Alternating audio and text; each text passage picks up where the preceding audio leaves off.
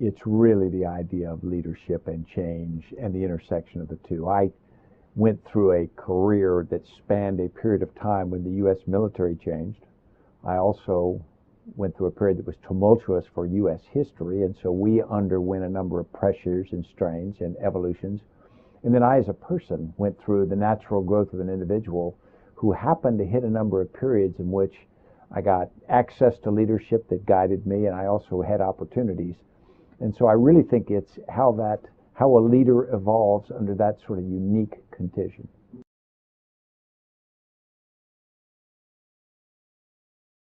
Sure. Task Force 714 was, in fact, an organization that was brought together as part U.S. military special operating forces, but also a spectrum of other government agencies that were brought in to be part of this organization focused against Al-Qaeda. The biggest fight was against Al-Qaeda in Iraq. The real change for me was it was an intersection of a very difficult time historically, a difficult challenge militarily, a difficult challenge organizationally and culturally to bring this span of organizations together. And also, it happened to hit a point in my career when I was senior enough to bring some experience and also to be in charge.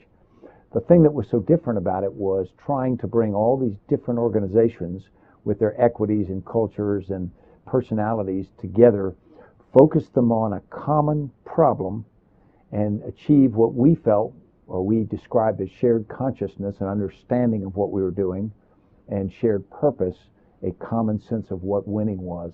And so that became, for me, a transformational experience because it required that organization, people to change how they operated, and it required me to change how I led.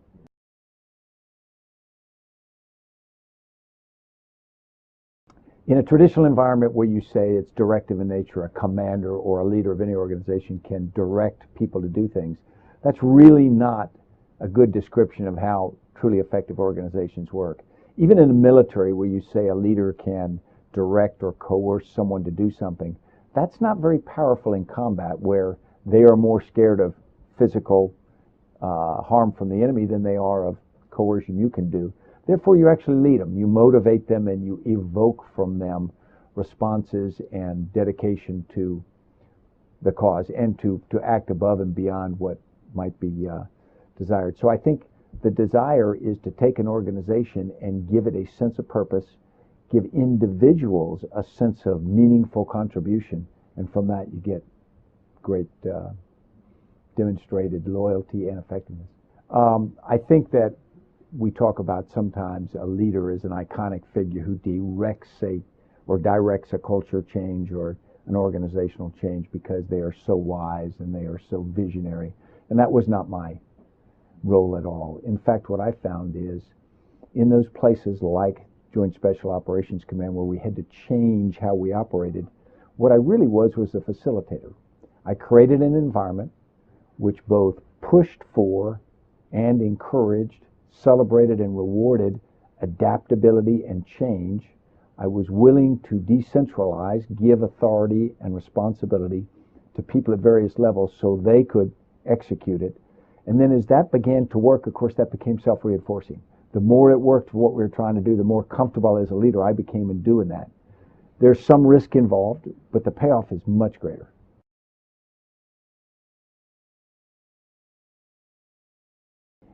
Lots of times when you go to work for a civilian company, they view military members, particularly special operators, as being unique and doing something dramatically different from what they did.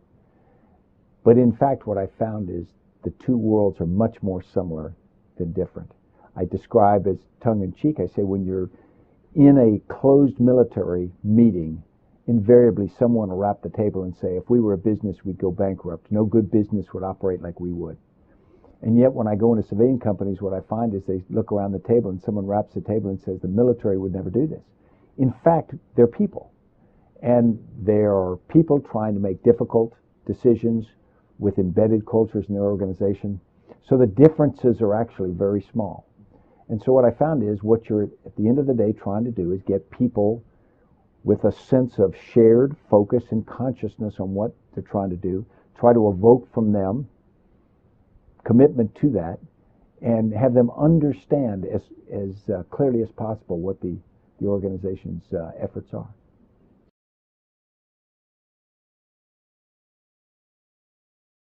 Problem solving. Clearly, most veterans come back with leadership experience because even the most junior non-commissioned officer has people they're responsible for, and so basic leadership. But I think the common one that people don't understand is problem solving. Most veterans have been put in situations where the requirement doesn't fit a cookie-cuttered approach. There's not an answer to the problem that's in a manual. There's not an answer that can be provided by a senior leader. If you look at what, particularly in the last decade, our junior leaders have had to do, they've had to deal with communities under stress from insurgent attacks. They've had to help build economic development.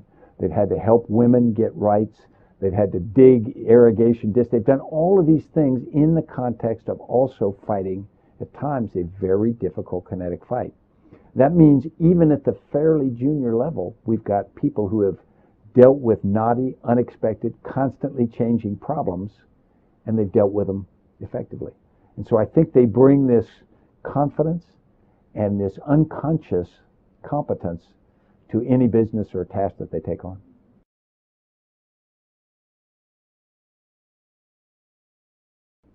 I think Secretary Hagel is going to face an obvious challenge, and that is the budget challenge and sequestration. It's trying to do what the nation must do with dramatically reduced resources.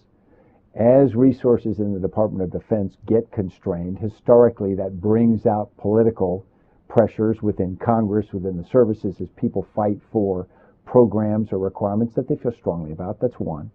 The second is Secretary Hagel and the entire administration are going to be navigating the years ahead, at least the next 4 years, and they're going to be very difficult in certain areas of the world, particularly areas like Syria and Iran. It is almost for sure we will face an even more difficult next few years in that part of the world, which is along the Sunni-Shia fault line, than we have seen even in the last decade. Instead of us going to the bench and taking a break because we think that this last decade has been very difficult, I think the Secretary of Defense and the people he works with are going to have some really knotty, complex challenges.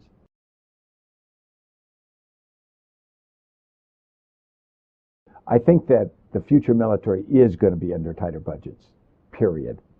I don't think sequestration will last, but it is a compressed budget already, and I think it will likely be compressed more.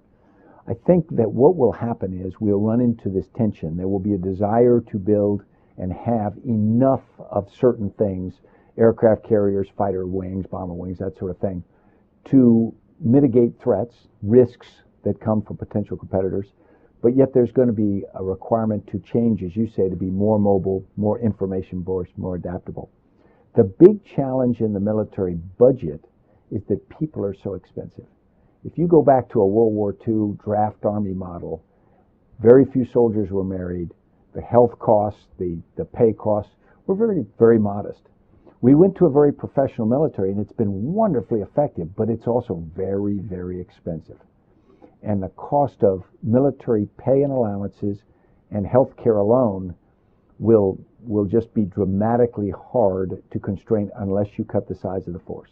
The only way to reduce is to continue to cut the size or go to a much lower quality. So I think that will be the tension that I'll have to struggle with.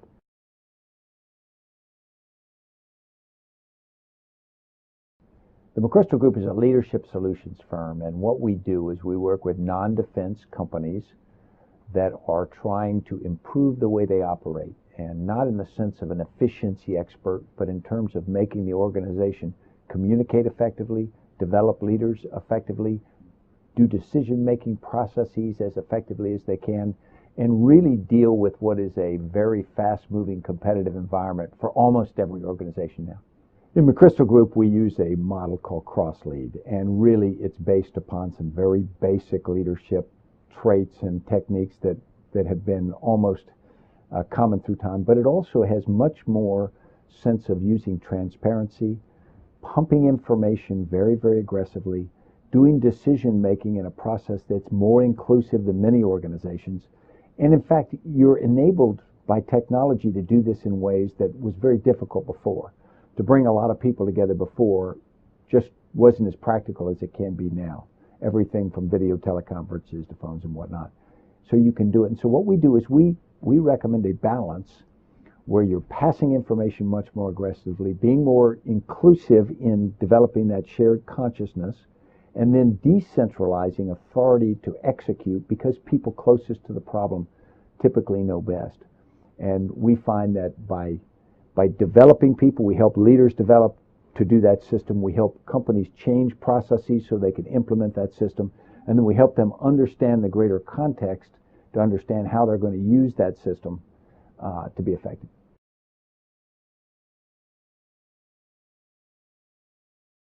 Put yourself in a place where you get some very practical experience. Many of the Kennedy School graduates will go forward and they'll be policymakers someday. I recommend to everybody, get somewhere where the rubber meets the road, where the execution of policy is required, so you can get a tactile sense of what it feels like when it's actually being executed. Policy in its theoretical is interesting. Policy in its execution is messier, difficult, but an important understanding for any long-term policy developer.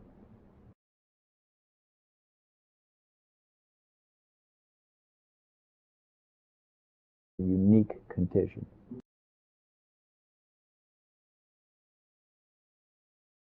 Sure. Task Force 714 was, in fact, an organization that was brought together as part U.S. military special operating force.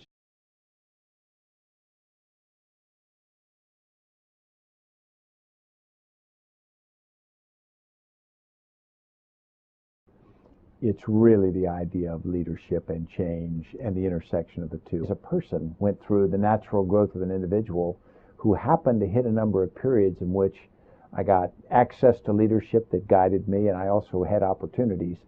And so I really think it's how a leader evolves under that sort of. I went through a career that spanned a period of time when the U.S. military changed. I also went through a period that was tumultuous for U.S. history, and so we underwent a number of pressures and strains and evolutions. And then but also a spectrum of other government agencies that were brought in to be part of this organization focused against Al-Qaeda. The biggest fight was against Al-Qaeda in Iraq. The real change for me was it was an intersection of